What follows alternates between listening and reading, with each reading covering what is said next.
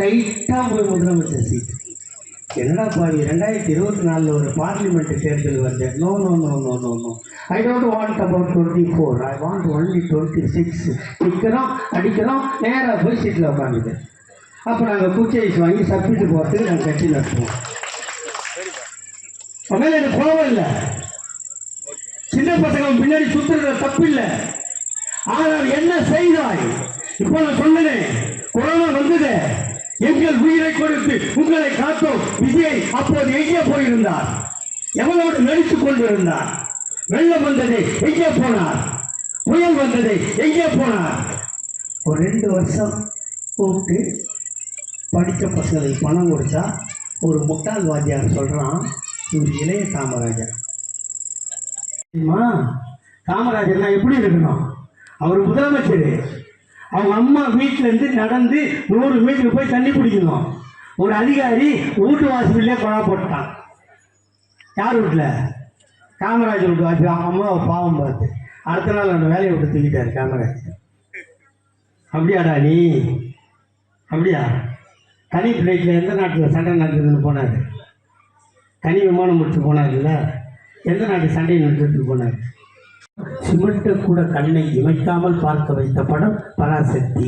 அப்போ எவனோ கடையில் விற்கிற மையை வாங்கி கலைஞர் தாத்தா கையில் இருக்கிற பேனாவில் ஊற்றினா அந்த கைப்பட்ட மைக்கு அவ்வளோ பவர் இருந்தால் எங்கள் அண்ணன் தளபதி அவர் சொந்தமாக ஊற்றின மையை வாழ வைக்க, தரமுள்ளவர்களாக வாழ வைக்க திராவிட முன்னேற்ற கழகம் ஆட்சியில் இருப்பது அவசியம். அந்த அவசியத்தை நீங்கள் உணராமல் ஒருவேளை மாற்றி வாக்களித்தால் இங்கே இருக்கின்ற பெண்களுக்கு சொல்வேன், சொத்தில் சமபங்கு சட்டம் இருக்காது, நீங்கள் வேலைக்கு போக முடியாது. ஏன் சொல்கிறேன் என்று சொன்னால், ஒருவேளை அதிமுக கூட்டணியில் பிஜேபி இருக்கிறான், பெண்களை அடிமையாய் நடத்துவது பிஜேபியின் வேலை, அவனோடு சேர்ந்து கொண்டு இவனும் அப்படித்தான் நடப்பான். ஆகவே வருகின்ற தேர்தலில் நான் எல்லா ஊரிலும் பேசும்போது எங்களுக்கு ஓட்டு போடுங்கள் என்று நான் கேட்டதே இல்லை. ஏனென்று சொன்னால், ஒரு காலத்தில் வாக்கு சீட்டு, அந்த சீட்டை பிரித்து மையை எடுத்து முத்திரையில் குத்தி பின்பு முத்திரை பதித்து மடித்து பெட்டியில் போட வேண்டும். அது 1/4 மணி நேரம் ஆகும். ஆனால் இப்போது மிஷின் வந்துவிட்டது.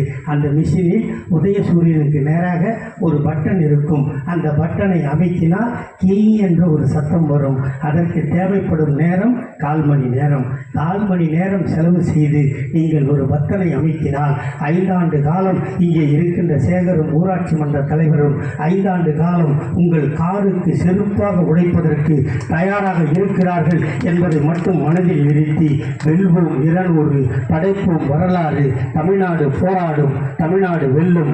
செய்திகளை உடனுக்குடன் தெரிந்து கொள்ள கீழ்கண்ட கேபிள் மற்றும் டிடிஹெச் நெட்வொர்க்குகளில் எம்நாடு செய்தி தொலைக்காட்சியை காணுங்கள். பாதகம் செய்பவரை கண்டால் நாம் பயம் கொள்ளலாகாது பாப்பா. மோதி மிதித்துவிடு பாப்பா, அவர் முகத்தில் உமிழ்ந்துவிடு பாப்பா.